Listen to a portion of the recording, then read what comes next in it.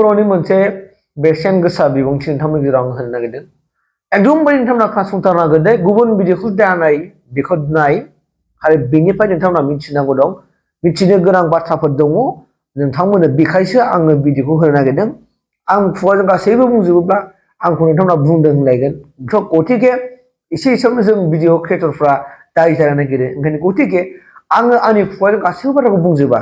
जे प्रमद बर'आ एबसुआव थाबोनाय समाव, दा बिटिआरनि सिट जानाय समाव, एबसुआव थानाय समाव आरो बिटिआरनि सिट जानाय समाव रायजो राजाफोरजों माबायदि खाथि सोमोन्दो लानानै खामानिफोर मावदोंमोन, आरो दा बिटिआर गभर्नमेन्टआ अर्थात बिटिसि गभर्नमेन्टआ सिट जानानै बिथाङा बे 35 लाख बिटिसिनि रायजो राजाफोरनो थाखाय बिथाङा मा मा खामानि मावगोन, मा मा मावखो आरो मा प्लेन पलिसि दंबावो, बे गासैबो बाथ्राखौ बिथाङा थख' थख' थख' थख' रायजो राजाफोरनि गेजेराव दिनै एबसुनि मोनसे गेवलां मेलावहाय बियो बुंफोरनानै होदों।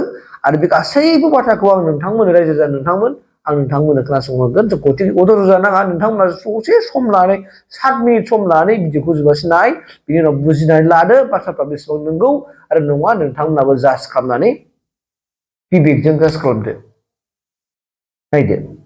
जों जुजिनांगौ जादोंमोन। गुबुन हारिफोरजोंबो एना एनि जानायाव जोंनि मानसिफोरखौ गुबुन हारिफ्रा नायनो हायै बायदि मोनसे थासारि जाबायमोन। जों सरकार दानायनि उनाव बड'लेण्ड ओनसोलाव दिनै बयबो हारिजों गोरोबनानै थानो हानाय मोनसे थासारिखौ लाबोफिनबाय।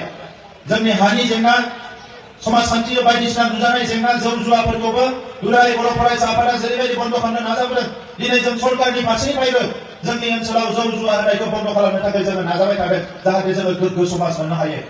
दा ओंखायनो मानगोनां रायजोफोर, 40-50 बोसोर जोङो सोमावसारनानै जोंनि गोनां समखौ जोङो होबोबाय हारिनि थाखाय। दिनै हारिया मोनसे थाखोआव फैबाय, बेहाय उनथिं नायनांगौ गैला, जों सिगांथिं नायनांगोन। जोंनि सरकारा मोनसे माहारिनि सरकार हिसाबै जि खामानिखौ दिनै जों मावनांगोन, सोलोंथाइ जौगानायनि थाखाय फरायसालि फाहामनाय, फोरोंगिरि थिसननाय, मोनफ्रोमबो खामानिखौ गोख्रों नोजोरजों जों मावगासिनो दङ।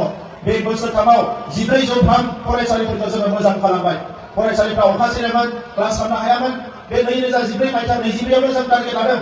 दिनै फैगौ मार्च एप्रिल दानसिम आङो दाबो बिथोन होदों, बबेबा ओनसोलाव LP school, ME school, high school, college अखा सेरनाय दङब्ला बेखौ थि खालामनो थाखाय सरकारा थांखि लादों, जाहाथे गंसेबो अखा सेरनाय फरायसालि थाया आरो फरायसालिनि अबस्थाया मोजां जायो।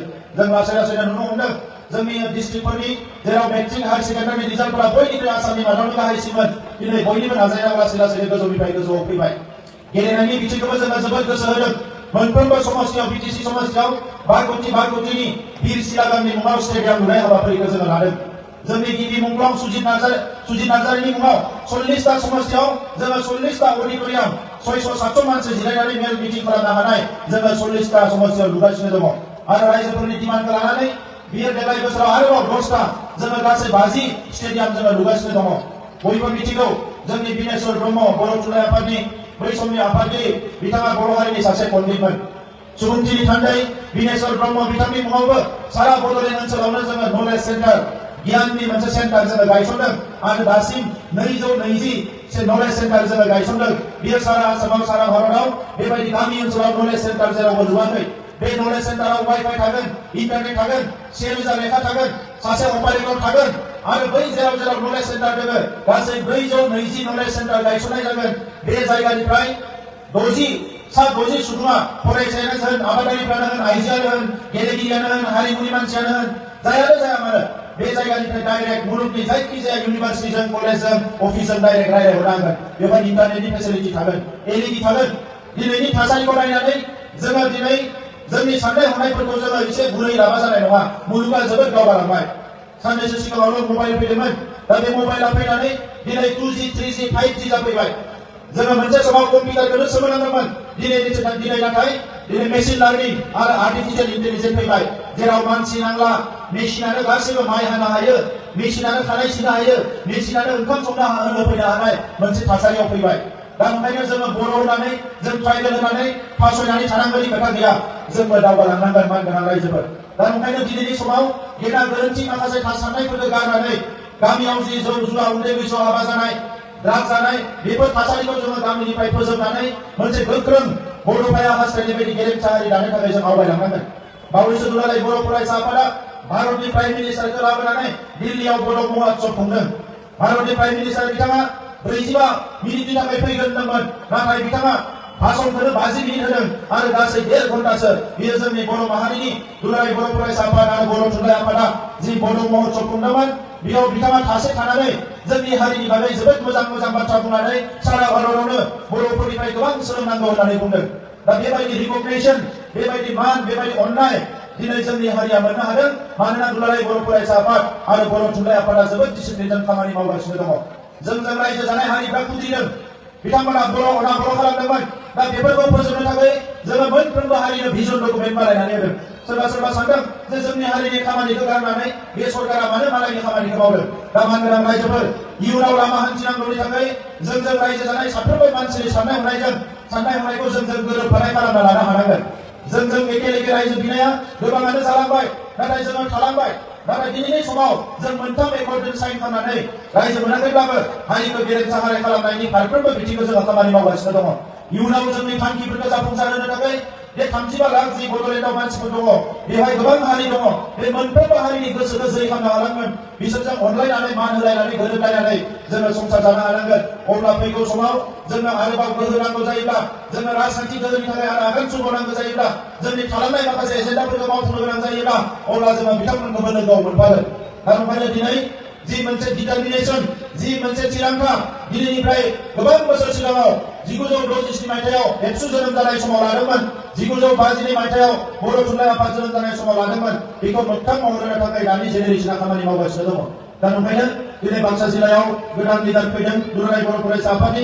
आं बिथांमोननो गाहाम हामलायनाय बावदों आरो आं मिजिंथिदों फैबाय थानाय समाव दिनै जाय गोदान लिडारशिप मोनदों बिथांमोना मोनफ्रोमबो गामियाव मोनफ्रोमबो ओनसोलाव मोनफ्रोमबो जायगायाव जोंनि माहारिनि साफ्रोमबो लाइमोनफोरखौ फरायसाफोरखौ जोंनि आइ आफा रायजो राजाफोरखौ फारफ्रोमबो बिथिंनिफ्राय मदद खालामनो नाजागोन आरो दुलाराय बर' फरायसा आफादनि फिल'सफि सानथौ सानस्रि बड'फानि साननाय हनाय बिथांनि इयुन नोजोर गोनां जि माखासे बिथाङा होलांनाय हाबाफारिफोर बेजों दावगालांनो हागोन होननानै आं मिजिंथिदों। सरकार हिसाबै दिनैनि बिटिआर सरकारा 100% हारिनि बाथ्राखौ साननानै खामानि मावगासिनो दङ। दा ओंखायनो दिनै 21टा GI टेगिं मोननो हाबाय। गुबुन मोनसे रायजोआव खनसेयावनो 21टा 21 माहारिनि माखासे गुबुन जानाय लोंनायनिफ्राय लानानै गोनां जे हारिमुवारि बिथिंफोर ट्रेडिशनेल माखासे आइटेम्सफोर बेफोरो दिनै रेजिस्टार जाबाय भारतनि नेशनेल लेभेलाव। भारताव दिनै मिथिसिगोन खामखौ जुदि सोरबा गुबुनाव बुना नायोबा बेखौ नुगोन जे बे बर'नि सिफुङा बर'नि। सोरबा जोंनि आर'नाइखौ मेसिनाव दानानै बिनि महर गैयै खालामनो हानाय नंला। जोंनि दख'नाखौ सोरबा महर गैयै खालामनो हानाय नंला। जोंनि अनला ओंख्रिखौ रावबो खालामनो हानाय नंला। आरो दिनै बर' हारिनि गोनां दिनैनि आयदाफोर सेरजा बायदिसिना गंगोना बेफोरखौ जोङो रेजिस्टार खालामजोबनानै दोननो हाबाय। दिनै सोरबा सानदों बे गंगोनाखौथ' जोंसो दामोमोन बिथांमोनासो रेजिस्टार खालामग्रोबाय होननानै। गामसाया जोंनिमोन बिथांमोना रेजिस्टार खालामबाय। नाथाय दिनै बे हायाव बयनिख्रुइ गोजामसिन रायजो जानाय बर' फिसा बर' माहारिया जोङो जोंनि हारिमु गासैबो बिथिंखौ जोङो फसंनानै दोनांगोन। दायो बिटिआरआव गोजोन थासारि फैनाय लोगो मोनसे स्टेबिलिटि फैनाय लोगो गिदिर बाथ्राफोरखौ जोङो साननो सम मोनबाय। बेनिखायनो जों नेनानै थायाखै। जोंनि फरायसाफोरखौ IAS खालामनो थाखाय दिल्लीयाव जों फरायनो थिनहरदों सरकारनि खरसजों। गुवाहाटीआव SS बानायनो थाखाय थिनहरदों। डक्टर इन्जिनियार बानायनो थाखाय थिनहरदों। देग्लाय बोसोराव खेबसेयावनो 50निफ्राय बांसिन जोंनि बर' फरायसाफ्रा MBBS आव एडमिसन मोनदों। 5 बोसोरनि उनाव नार्जारि बसुमतारी बर' सोरबा बाग्लारि होननाय दैमारि होननाय खेबसेयावनो 50 जोंनि डक्टर ओंखारनानै फैगोन। ओइखालि जों बयबो गोजोननाय मोनगोन। बे 50जोंल' जों गोजोननाय मोनाखै। देग्लाय बोसोरनिफ्राय सुपार 50खौ जोङो 100 खालामनो नागिरदों। जाहाथे जोंनि फरायसाफ्रा आरो खाबु मोनो आरो मोजाङै फरायो आरो जोङो फैगौ 10 बोसोराव जोंनि हारियाव नांगौ बायदियै जों सुबुं धोनखौ सोरजिनानै लानो हायो। दा मानगोनां रायजोफोर दिनैनि सोलोंथाइया जोबोद जौगासार सोलोंथाइ। ओंखायनो जोङो बिटिआरआव टिचार ट्रेनिं सेन्टारफ्रा मोजां नङामोन। बेखौ जोङो नारा नाजादों मोजां खालामनो थाखाय। आरो बेखौल' नेनानै थायालासिनो निउ जेनेरेशन टिचार ट्रेनिं सेन्टारनि जों डिजाइन खालामदों। जेराव जोंनि फोरोंगिरिफ्रा नेशनेल लेभेल इन्टारनेशनेल लेभेलनि एक्सप'जारखौ लानो हागोन। बड'लेण्डआवनो जोंनि फोरोंगिरिफ्रा आमेरिकायाव गुदि फरायसालियाव मा फोरोंदों, फिनलेण्डआव मा फोरोंदों, ताइवानाव मा फोरोंदों आरो बड'लेण्डआव मा फोरोंदों बे बाथ्राफोरखौ जोंनि टिचारफ्रा जोंनि बड'लेण्डआवनो ट्रेनिं लानानै सोलोंनो हागोन। बेबायदि गोबां गोदान जोङो लादों। एग्रिकालचाराव जोङो एग्रिकालचार टेक्न'लजि इनस्टिट्यूट जों बड'लेण्डआनो डिजाइन खालामदों। दिनै जेफोर टिसु कालचारनि माखासे थालिर बिफांफोर गुबुन बिफांफोरखौ दिनै गोदान फिथाइ सामथाइ बानायगासिनो दङ। बेखौ बानायनो थाखाय जोङो बड'लेण्डआवनो एग्रिकालचार आरो टेक्न'लजि इनस्टिट्यूट जोङो डिजाइन खालामदों आरो फैगौ बोसोराव बेखौ गायसननो लादों। दा बेबायदि गोदान हाबाफारि जों लागोन जाहाथे जोंनि फैबाय थानाय समाव जोंनि जेनेरेशनफोरा साना जे थांनाय समाव जायफोरा राजखान्थि बिबान लादोंमोन समाज दैदेननायनि बिबान लादोंमन बिथांमोना इयुन जोलैनि खामानि मावला आखिसि होननानै साना क'क्राझाराव जोङो मोनसे जोंनि हिस्ट्रि आरो कालचारेल आर्काइभनि डिजाइन खालामगासिनो दङ बे हिस्ट्रि आरो कालचारेल आर्काइभआव जोंनि रोजा रोजा बोसोर सिगांनिफ्राय बागुरुम्बा खेराइ माला समनिफ्राय जों रायजो जाया बेखौ गासैखौबो जोङो बे आर्काइभआव दोनथुमनायनि थाखाय बेबस्था खालामगासिनो दङ दा नंखायनो रायजोफोर